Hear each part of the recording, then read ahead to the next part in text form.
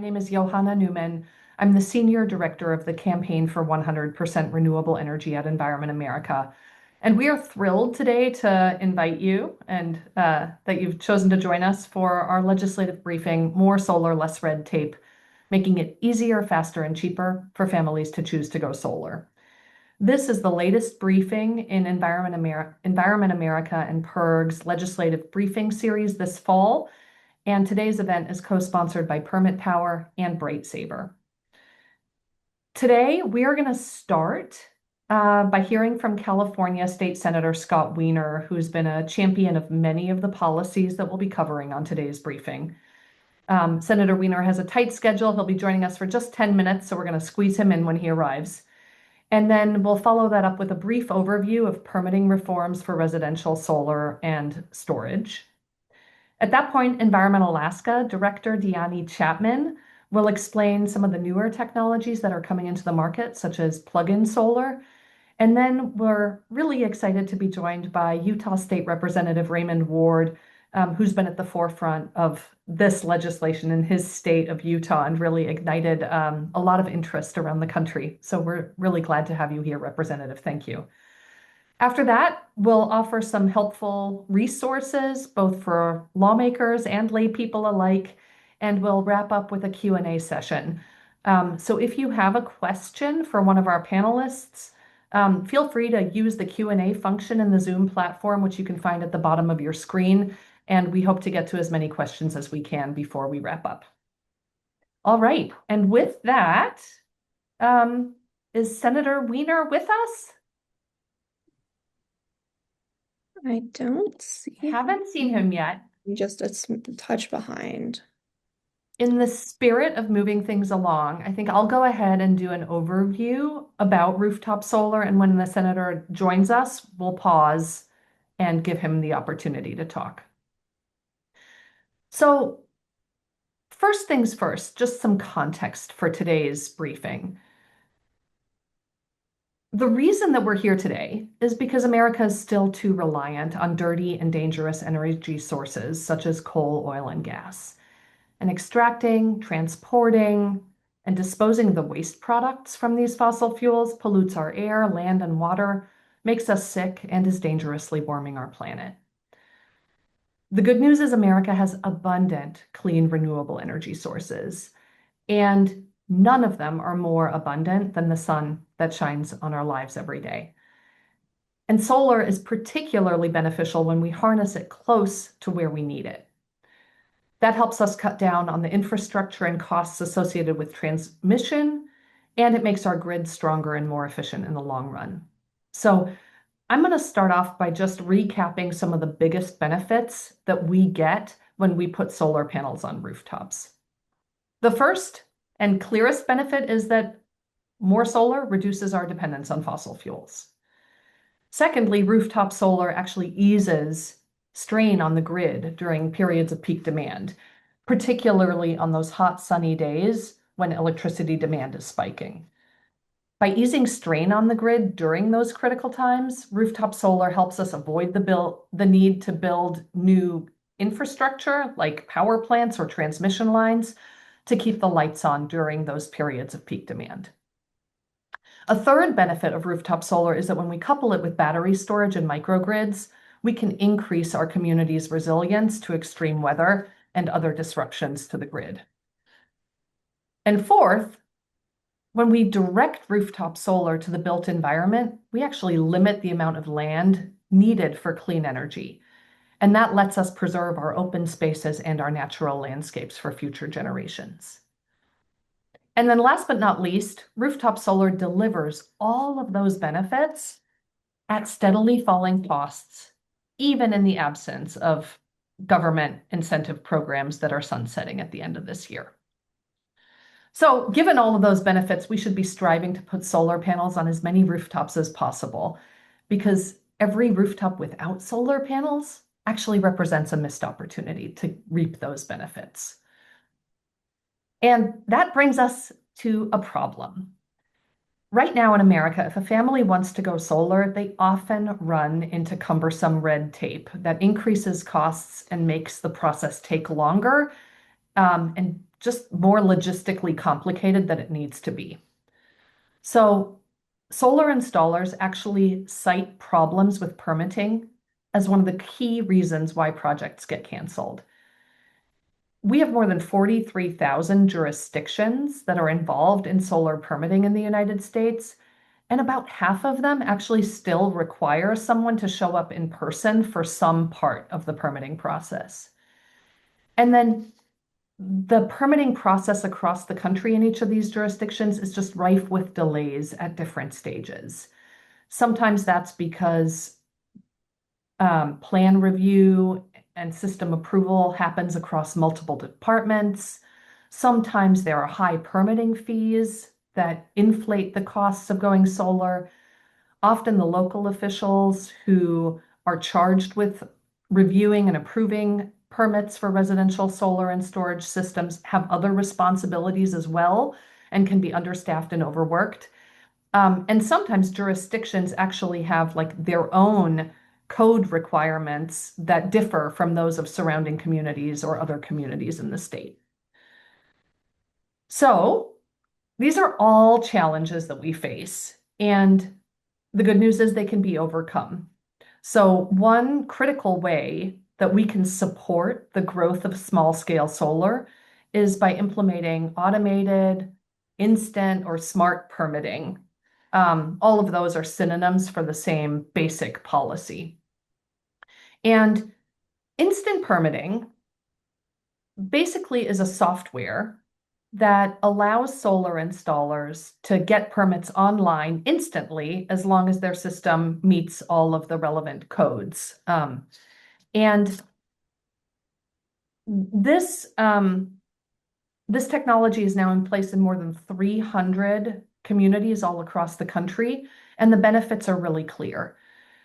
Solar projects that are approved through instant permitting are installed faster, inspected faster, and they have a lower likelihood of failure compared to projects that move through the traditional process. And that efficiency really translates to time savings and improved quality, making solar installation just more accessible and affordable for everyday Americans. I want to share one case study from Arizona. So these data were compiled by our friends and co-sponsors of this event, Permit Power, and their researchers compared the growth of residential solar in Pima County and in the city of Tucson, Arizona, and compared it to the rest of Arizona. Now, both Tucson and Pima County had adopted instant permitting, and the results are quite stark. Pima County and Tucson saw more than twice the solar growth of the rest of Arizona.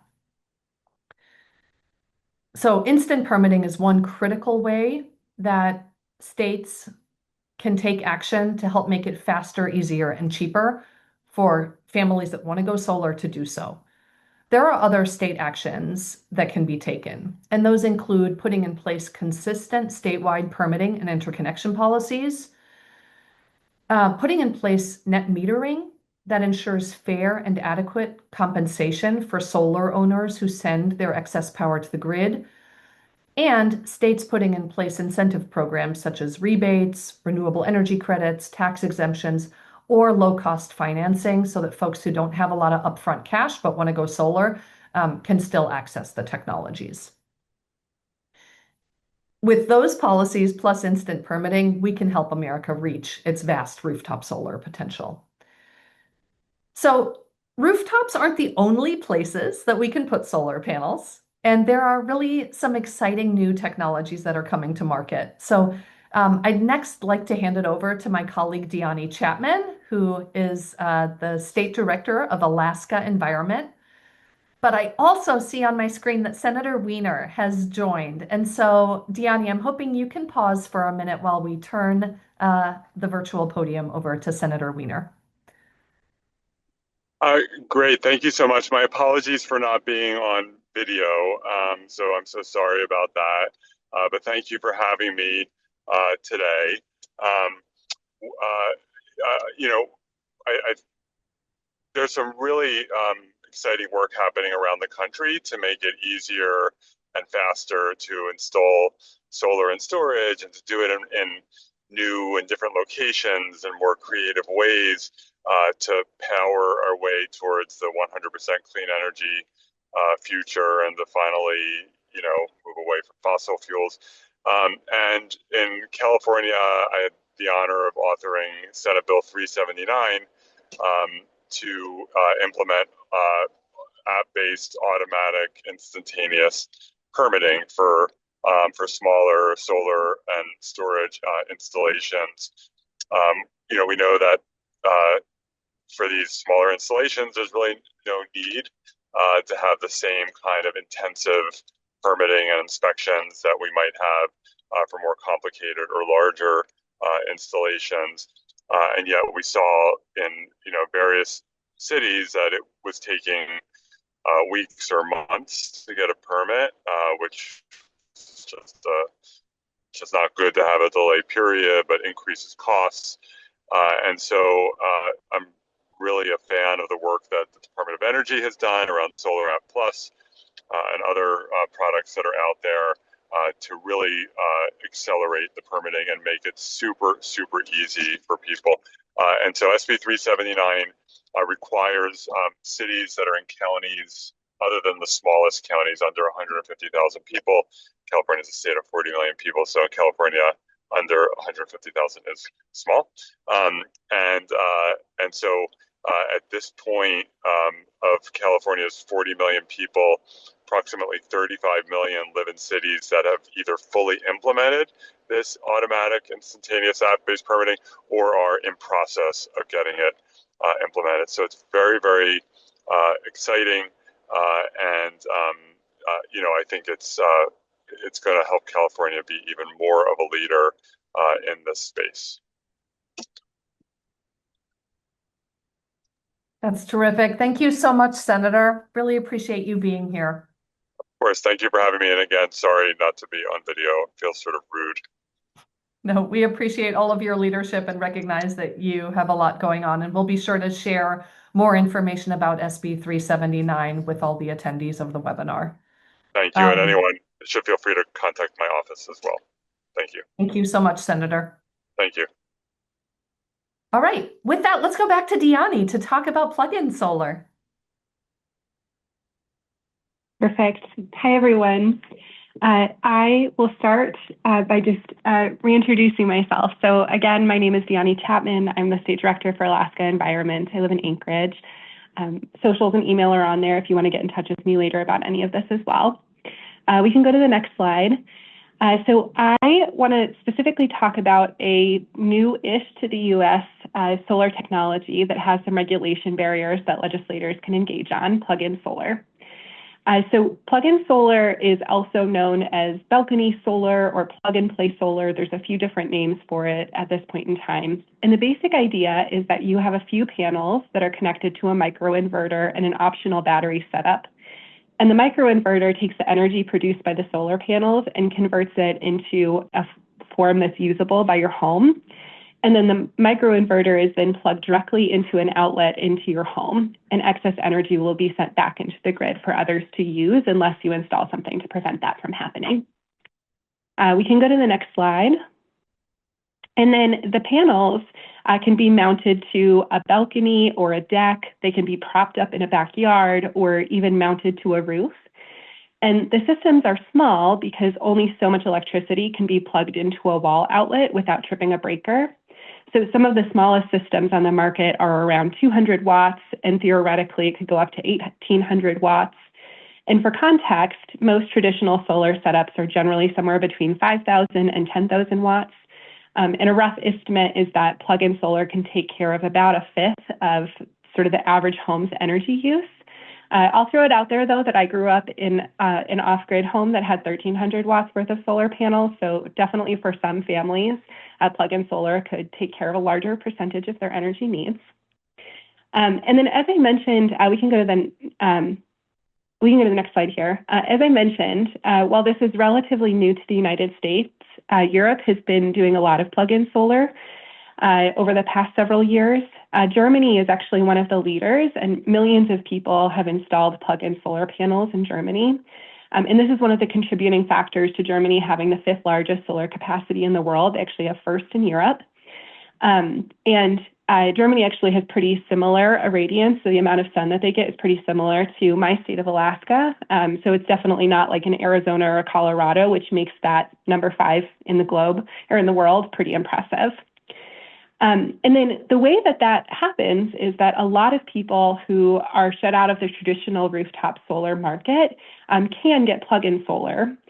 So, it's something that's an option for renters, for condo owners, for people who can't afford a full solar setup or aren't quite ready to make the plunge for a full solar setup.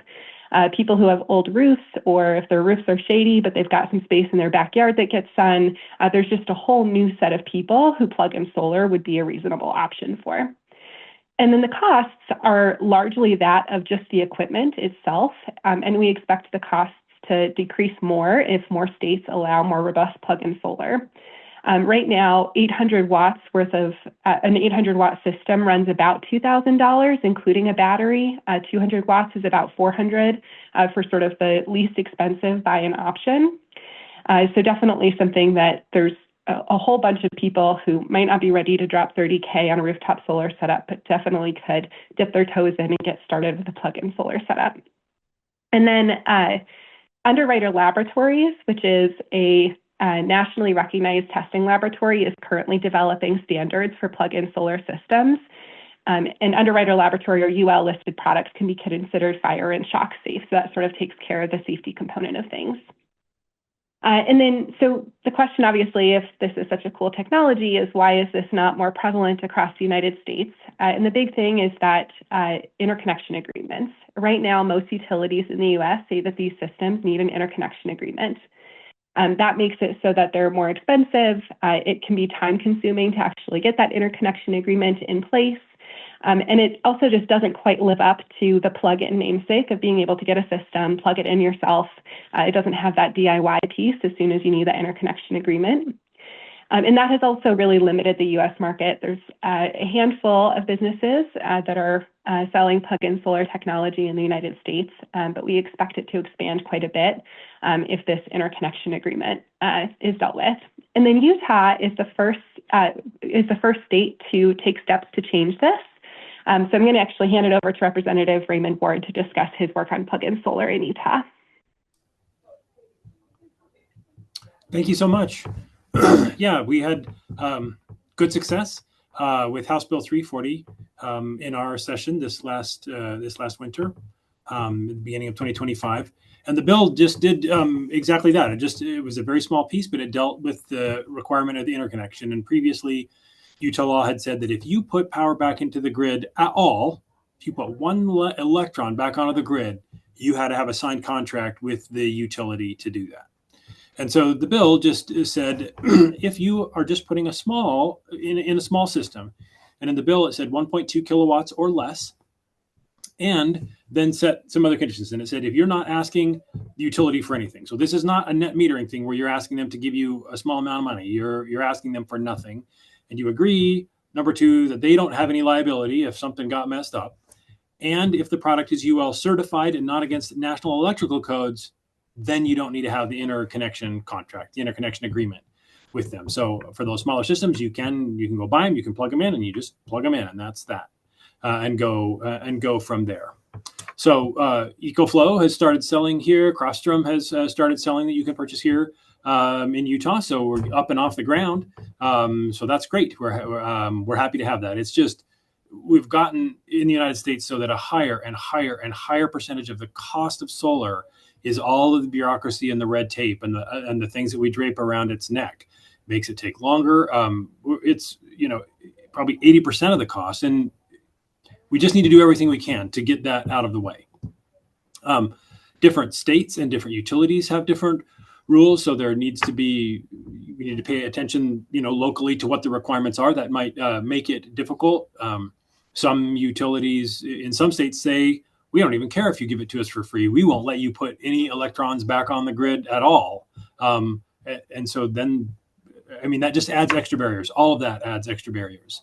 The work I think that needs to happen is to have other states. I was quite surprised how to have this bill pass in Utah really brought a lot of interest from these are not new companies. These are companies who are selling these like hotcakes in Germany. They're up and running. They're established companies. They know how to make them. They know how to have them do well. They would. I mean, the United States market is about 6 times as big as the market in Germany. So they would all like to sell here if they didn't have these other issues. So legislation is important to take out to allow some small de minimis amount of power to be produced without having to have the interconnection agreement. I'm happy to visit with staff or legislator in any other state that just wants to talk it through a little bit. Here in Utah, and as I imagine is the case in other states, the big opponent, if there is one, is the utility, but they're a pretty big fish. I mean, they have connections in the legislature and come in and with some concerns, some of which are valid and many of which are, I think, distractions and things that aren't quite true. I was fortunate here in Utah to meet with 2 folks from the utility about my bill, who also really were primarily engineers, as opposed to just only a lobbyist without that background. So both of them knew exactly what I was talking about. They knew that this is not a new technology. This is something that we have known how to do for 50 years, a long, long time. It's not new now because we've had a new invention. It's new because we're finally getting around to going back and being able to make the argument, hey, there's 2 gigawatts of power functioning in Germany, and it has turned out to be safe. So United States regulatory apparatus, we need for you to get, it's not different safety over here. We just got to get our regulatory apparatus in place. Every state that passes it, I think will convince these other companies that they want to come invest here as well, that they want to come add their weight as a business to the process of getting our regulations changed. That we do still need action taken by Underwriter Laboratories to open up an initial pipeline, and then we need other action once we get an initial pipeline for the small panels. There's no reason that it could not also be opened for things that could just be plugged in that were 5 kilowatts or 10 kilowatts, not just the 1.2. But those will require some changes in the national electrical codes. And both Underwriter Laboratories and the folks that make the national electrical codes, the way that normally happens is from companies who have an interest in a product, who get their employees on the panels that make those decisions and show up to the meetings where those decisions are made. So, I mean, it's kind of a chicken and egg thing, but we need the companies here to start selling some so that they have an interest to have their employees come and help us open the pipeline wider, right? I mean, there's a product out there right now, Gizmo Power has a carport on wheels that you can, if you were renting and all you need to have is a driveway, you could roll the carport in, you can unfold it, you can plug it into a dryer outlet, and then there's 6 kilowatts right there on the top of it. You can roll it away later when you're done if you're not renting there anymore. But to get that, we need to get some changes in the national electrical codes to have it be built in a way that's safe so that you could use that kind of a plug. So there's work to do, but it's an exciting time to be started on it. That's so exciting. Thank you so much for sharing the latest from Utah, Representative, and a little bit of, foreshadowing of what's to come in this space. All right. So I just also want to remind people that if you have questions for the legislators, go ahead and put them in the Q&A. And I know Representative Ward needs to leave a little bit early, and Senator Wiener also needed to leave. So we will be in touch with them with your questions to try to get answers. So don't let that hold you back. And Representative, thank you again for joining us. You're so welcome. Thank you so much for having me. So next, we are going to walk through some helpful resources, both for legislators and for lay people. And we'll plan to include these resources in a follow-up email to everyone who RSVP'd for today's event as well. We'll start by just sharing some sample legislation that was compiled by Permit Power and Environment America. And these are bills that deal specifically with instant permitting or variations thereof. So these can be a really great starting point for lawmakers and their staff who are in attendance today, who are thinking about sponsoring legislation to cut red tape and adopt instant permitting in your state. So we will share links to those. Another resource that we wanted to share for lawmakers is a series of research reports that dig into the problems associated with the status quo around solar permitting. And our coalition produced these reports in Texas, Illinois, Minnesota, and a handful of other states. And these reports are just chock full of insights and case studies that share the experiences both of individual people, but also solar installers who are navigating this process and running into challenges. So that can be a really helpful backgrounder to understand both constituents' concerns around this and solar installers' experiences with permitting around rooftop solar. And last but not least, our friends at Permit Power recently released a new report called As Cheap as Our Peers that looks at how smart state policies can make rooftop solar more affordable for American families. So encourage you to check that product out as well. Then for the rest of us who are not lawmakers, we've got some really useful materials for other folks who are interested in this technology and want to see it succeed and thrive. So for families who are thinking about going solar, our guide for how to go solar can really help you navigate the process confidently. It includes step-by-step guides, links to trusted resources, best practices for going solar, and more. For any advocates who are joining today who want to bring the benefits of instant permitting to your state, we are sharing our Instant Solar Permitting Toolkit. And this is a toolkit that I drafted along with Hannah Birnbaum from Permit Power that walks through, step-by-step how to run strategic campaigns to cut red tape around rooftop solar at the statewide level. And it's a really good starting point for organizers who want to start their own statewide instant permitting campaigns. And then last but not least, our partners at BrightSaver, who are really invested in bringing plug-in solar to market in the United States, have created an overview about plug-in solar. So if anyone wants to build on what they heard from Diani today, this is a helpful resource to get briefed up more. And with that, we are ready to move into the Q&A phase. So Caitlin, do you want to lay out some of the questions, starting with one of the questions that's popped up, and Diani and I will do our best, or we'll direct it to one of the lawmakers. Certainly.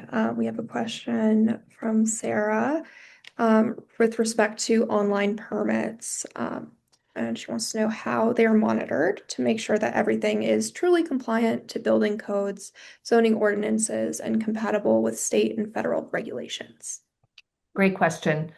So I think it's helpful to provide a little bit of context. I think a number of years ago, starting in 2019, the National Renewable Energy Laboratory and the Department of Energy recognized that delays associated with permitting were holding back rooftop solar. And so they brought together local permitting officials, solar companies, code officials, and fire officials to discuss and develop tools to make the process work better without compromising quality or safety. And what emerged out of that process is a tool called Solar App Plus. Senator Wiener mentioned this. And Solar App Plus it's no longer part of the Department of Energy or the National Renewable Energy Laboratory. It's run by a private foundation, the Solar App Foundation. But it makes the tool, Solar App Plus, available to local jurisdictions for free. And the app, essentially a local jurisdiction can express interest in adopting Solar App. They install the software. It incorporates all the relevant local codes, statewide codes, that's building codes and safety codes and fire codes. And only systems that meet all the codes are granted, successfully complete the review process in Solar App. If any parts are missing, or if the specifications of the system don't meet the requirements, it prompts the solar installer either to make corrections or to provide more information. So only projects that are code compliant, actually receive the review at the end of it. Their solar app is not the only product on the market. There are also private companies such as Symbium that offer instant permitting software, and potentially others. But in general, the track record of these technologies shows that they um, approve systems faster and with better safety and code compliance than the traditional permitting process. So I appreciate your question, Sarah, and I think this is a tool that now 300 jurisdictions are using, and it's working well. Oh, thanks so much, Joanna. We have a three-part question from another attendee, but I just want to say, once again, please continue to put questions in that chat. We are more than happy to answer any that have come up through the course of this presentation. So the first part of this question is, in which states do you think the adoption potential for plug-in solar is highest? Which states have the most hurdles to doing so? And where does California rank in either of those buckets? I can take a stab at the first two parts of that question, and then I'm going to ask Johanna if she has thoughts about California. So I think that there's a lot of interesting potential for a lot of different communities, actually, with plug-in solar. In Germany, this was something that was incredibly popular in cities where a lot of people lived in apartment buildings and were renters, and that was a huge part of their market. And so I definitely can imagine that happening in the US in places that are pretty urban, that there could be a lot of desire for this. It was interesting while doing sort of the background research on plug-in solar, I was struck about how the do-it-yourself nature could be really appealing to a lot of rural communities. And I was just imagining how many people in Alaska would be super pumped about being able to do this. And, they've got space in their backyard to put panels and they could largely just take care of it all themselves. And how many more people would be excited to do that and take those steps. So I think that there's actually a really broad range of states that have really high adoption potential for plug-in solar. I think that probably places where energy costs are high will sort of see the biggest rush for adoption once it's permitted, just because there's that economic incentive to reduce your power bill, and it'll make it so that upfront investment in purchasing a system will pay off faster. So I imagine some of those places will be the best. I will say that the Utah legislation passed with 100% support. Folks from across the aisle were interested and excited about it. And so I think that there's a lot of potential there. And then in regards to which states the hurdles are going to be the highest for adoption, I think it's places where energy is cheapest. Will probably have sort of the slowest adoption of it. And then I think that for actually passing legislation, if there's utilities that have a particularly strong hold or like a lot of control, that might be sort of the places where it's most challenging to get passed. Johanna, do you have anything to add on that, or do you have any thoughts on California? California has fairly high energy prices, right? California does have fairly high energy prices, and I think the fact that a plug-in solar bill is being explored in the state gives a little bit of a foreshadowing that there's an appetite to pursue it there.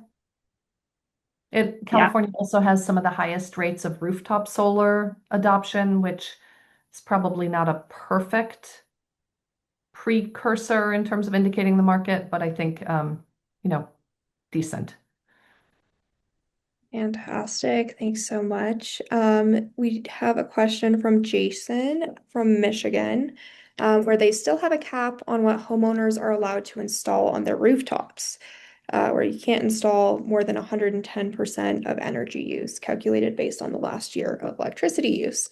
And so Jason is wondering if other states have those same caps. Great question, Jason. Other states, I don't know the exact details of state by state, but other states definitely have similar caps. In many places, there are restrictions on how much power residents can produce, and it's often linked to the amount of energy used by that household. In some places, this is starting to be expanded because people, for example, want to build a solar system once and they plan to get an electric vehicle a couple of years down the road, and they want to build their system to accommodate that planned increase in load. So it's in conversation, but some of those caps definitely persist. Thanks so much. We have another question from Jesse. Where several of our presenters today have said that plug-in systems are safe. How do they protect line workers responding to an outage from power flowing back into those lines? Yeah, so I can speak to that. And there was sort of another question that was asking about the safety of it as well, so I can sort of lump those together. The microinverters include anti-islanding technology. So essentially, when it detects that there is a power outage, it will stop sending energy back into the grid. And it happens in milliseconds. There's sort of a standard for anti-islanding technology that is applicable for regular rooftop solar as well. And so that ensures that linemen aren't going to end up being shocked or anything like that by the technology. So that's involved in the microinverter. And then I think more broadly, the way that we're sort of looking at the safety piece of it is obviously safety is incredibly important, and we want to make sure that there's not fires and people aren't getting shocked and it's not, causing problems for people, because that will not encourage more adoption of solar. And that a lot of that comes down to the UL certification that I mentioned briefly. So Underwriter Laboratories what their job is to test equipment in a variety of situations to ensure that there is not going to be fires or shocks or anything else like that. And so they'll create a set of standards that technology will have to meet in order for it to have the UL certification. In the legislation that was passed in Utah and the proposed legislation in a lot of other states does require that the plug-in systems meet those UL standards in order to not need the interconnection agreement. And the UL standards is how we make sure things are safe, like hair dryers and washing machines and stoves and all of the other things that we plug into the wall. And they interpret the National Electric Code as well. And so, if there's sort of that piece of that is the UL standards is what's going to make sure that these products are safe for us. And we are waiting for UL to sort of put out standards for plug-in systems as a whole. And we expect that to happen relatively soon. They can take a little while, but it should be soon that those standards come out. Fantastic. One other thought on that. BrightSaver, which is one of the co-sponsors of this, is going to be putting out a new paper that sort of looks into all of the different safety pieces of these systems pretty soon. And then we're also have some resources that we're likely to put out pretty soon that address some of the different safety components of it, because that's obviously very important. Fantastic. Thank you so much to everybody who asked a question. We'll do a little last call, so if anybody has any lingering questions, please go ahead and put those in the Q&A function now. But if not, we're going to go ahead and pass it back to Johanna. Great. Thanks, Caitlin. And thanks to all of you for coming here today. So if anyone has any questions, please feel free to reach out to me and we'll help however we can. And we've also included information for our co-sponsors and speaker contact information here as well. This has been a dense hearing or briefing. We've been, talking about permitting and interconnection and wattage. And so just to help distill it, we'll be sending out to everyone who RSVP'd a write-up with links to all of the resources as well as a link to the recording. And we'll share that with you via email once we've got it put together. With that, I think we're ready to wrap up. Thank you again for joining us and have a wonderful evening. Thanks so much, everybody.